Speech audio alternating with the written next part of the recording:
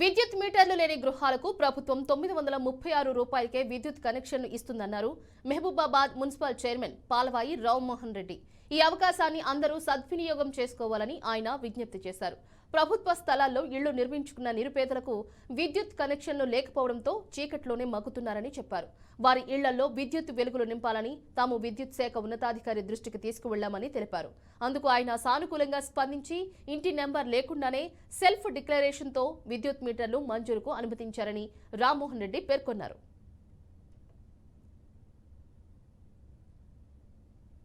ఈ ఎలక్ట్రిసిటీ ఇస్తే మేము ఎలక్ట్రిసిటీ వరకే వాడతాం, కానీ దీన్ని మాకు హక్కులాగా చూపెట్టాము.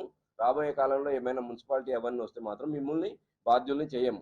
అంతకుముందు బాధ్యులు చేసిండు, ఎలక్ట్రిసిటీ వాళ్ళు ఇచ్చింది కాబట్టి మా హక్కు ఇది, మాకు ఈ జాగ మాది అని అప్పుడు బాగా ఆర్గ్యుమెంట్ జరిగినాయి. కాబట్టి దానికి అనుగుణంగానే ఈరోజు ఒక అఫిడవిట్ రూపొందించడం జరిగింది. ఆ అఫిడవిట్లో ఇది క్లియర్గా ఉంటుంది, ఈ భూమి మీద ఈ యొక్క కనెక్షన్ ద్వారా ఏమి హక్కులు రావు అనేది ఆ అఫిడవిట్.